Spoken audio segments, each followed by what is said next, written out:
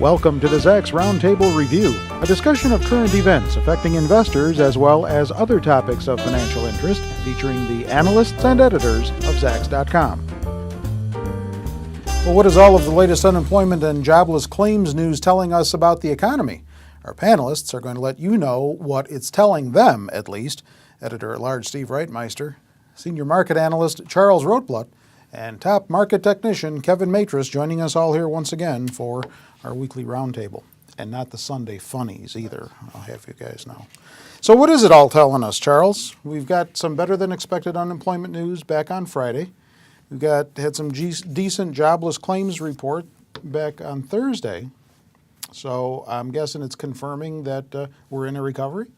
Well, I don't think it's a recovery. We're actually heading towards stabilization, and obviously you need stabilization before you see the recovery. In the Fed Beige book last week, I think I counted, or 2 weeks ago, I think I counted the word stabilization or some variant of it about 6 or 7 times. So this number kind of coincides with some of the other data we're seeing from the ISM. When we look at home sales numbers, the pace of deterioration is not only slowing, but it's almost coming to a halt. So we're starting to get into that bottom process. Even yesterday, Paul Krugman, who's been pretty critical of the Obama administration and certainly by nobody's definition is an optimist, even said we're going to see the economy, hit a bottom sometime the second half of this year. So really the question is, what's recovery going to be looking like? And this is really a case of where, yay, the recession's over, and oh no, the recovery's starting, because I do think it's going to be a long and slow, painful process. And a lot of people focused on the jobless number and the improvement in the unemployment rate, but I think it's important to realize that 1 out of 6 Americans is either unemployed or involuntarily working a part-time job. And even when some of those people enter the workforce, you're going to see depressed wages for them. So we're looking at a period where a lot of people are going to see their incomes continue to be below what they were pre-recession, and that's going to have a detrimental effect on the retailers. And just a quick note to show you just how desperate the retailers are getting. I did hear on Marketplace last week that JCPenney's is counting on plaid to drive sales. So if there was ever a sign we're in trouble, that might be it. What do you saw with plaid next week? Absolutely. Plaid jacket, plaid tie. We can all look like used car salesmen. Not that that's a bad thing, of course. Kevin, what do you think? Are we just stabilizing and more of it, or are we at a turning point here? I think that we are in the beginning of an economic recovery. We had 6 weeks in a row of better than expected jobless claims. True, we are still losing jobs, but we do seem to be losing these jobs at a slower pace. But again, I think the big surprising thing last week was seeing unemployment tick down. I think everybody was expecting unemployment to go from 9.5 to 9.7, but instead it went from 9.5 to 9.4. However, even though I am optimistic on the economy, I'm not reading too much into that. Because if you were to look at an unemployment chart, it's going virtually straight up. And if you were to look at that chart as you would a normal stock chart, even the most bullish of stocks won't go straight up without having some kind of correction here and there. So seeing unemployment go up for, I think it was 15 months in a row, finally seeing a little pullback, I'm not going to get too excited. In fact, I still think unemployment will tick up to around 10%, if not higher. And even the administration thinks so as well. But it still doesn't change my view on the economy, because if you look at unemployment historically, it typically will continue to increase 3 to 6 months into a recovery. So that will help put the idea that unemployment could go higher into proper perspective. So I'm hearing more cautious optimism. Yeah, but at least you're hearing some optimism, right? Which is better than 3-4 months ago, when we were crashing in March. But yeah, stabilization is the first route before an actual recovery, and it'd be nice to start seeing actual signs of growth. So you're hearing little hints. What's his name? Chambers, the Cisco CEO, he kind of gave the hint that he felt that this was a turning point in their business, or could be. So, but it's all this could, maybe, should, and it'd be nice to see the actual confirmation. So as far as the jobs numbers, it was definitely better than expected. The rate falling, 1/10. that's kind of a statistical blip. I agree with Kevin. I think it has to float a little bit higher. But what's better is the trend of the number of jobs lost every month, and that has been improving since January. Since March. Yeah, since March. Okay, since March. So that's March, April, May, June, July. That's a nice trend to see that it's getting better. The number of jobs lost. So this is the kind of stuff that the market hinges upon, which is looking for turning points, and that a bottoming process hopefully, potentially leads to recovery. So we've had a fairly decent run here in the stock market, but is the market vulnerable here? And what are some of the new drivers going to be once we've got earnings season put to bed?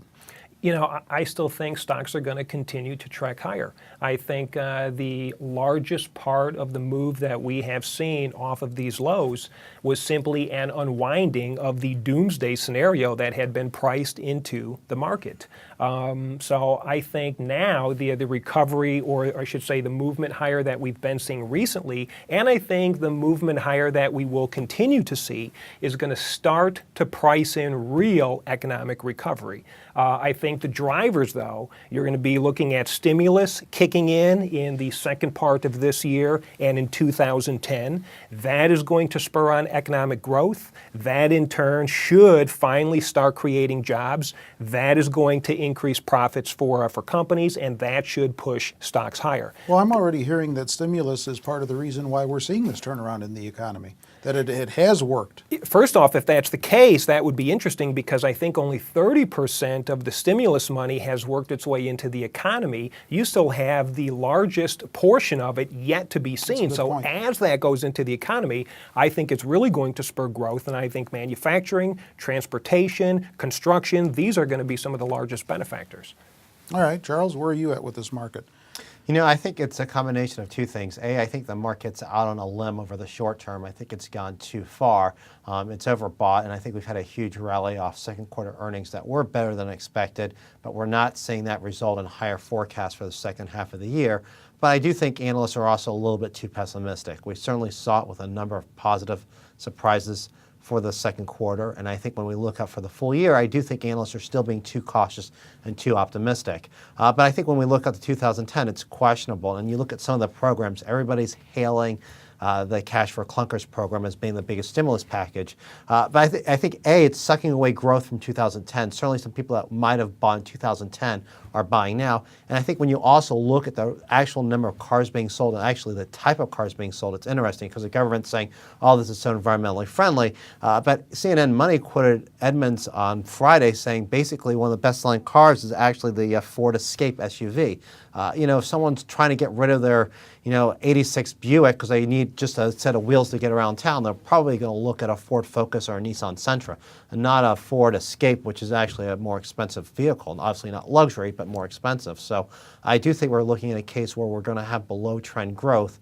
And I think it's important for people to realize we had one quarter where the GDP contracted by more than 6%, another quarter where GDP contracted by more than 5%, and you're going to need more than 3% GDP growth just to get back to where you were. Yeah, I actually saw a local furniture company doing Cash for Clunkers, trade in your old furniture, get money back. Can we do that with stocks? You can't do that with stocks, can you? Only wish we could. I'm going to be like Kevin today. I'm going to say the market will go up because it won't go down. Okay, so I'm going to put on my best Kevin impersonation there. But right, with a lack of really bad news, I think there's still more impetus. The amount of good news is good enough to drive us up higher. So I disagree that fundamentally that we are beyond what earnings are telling us. I think I think we are basically fairly priced, and I think that we can stretch out to 10,000, and then we're probably overpriced on stocks, and then we wait to see what happens with third quarter earnings season. So my prediction is that we press up towards 10,000 on the Dow. Just before earnings season starts, people start to get a little butterflies in their stomachs. Are the numbers going to be there? We have a 5+% pullback, like we did going into the second quarter when we pulled back down to 8150, from 8800. So that same kind of retraction, and then we see what we got. I'll be honest, I'm a little nervous about what's going to be there. Here again, we have bottom. There should be growth. Will there be growth? That is the great question mark, and it's unclear at this time if there will be actual growth. So you're telling me that the headline that I saw late last week, where one investor was predicting Dow 14,000 in 8 months, is a little too aggressive? Yeah, everyone wants to try and capture some headlines. Is it possible? Yeah. I can't say it's insane, okay, but we're going to need to see actual growth in the economy and not just a continuing of the dragging along bottom, which is what's going on right now. All right. Kevin, you're generally optimistic. 14,000, though, too big of a number. A little too big for me right now. And I won't even ask you because I know where you're We're at not with going to that. get there. Not in 8 months. I didn't think we would. That's the latest from our panelists here as far as their thinking on the market and the economy. Don't forget, you can always go to Zacks.com's homepage and get updated commentary on markets and the economy and earnings for that matter. Zacks.com. You want to keep that in your favorites list. With everyone here, I'm Terry Ruffalo.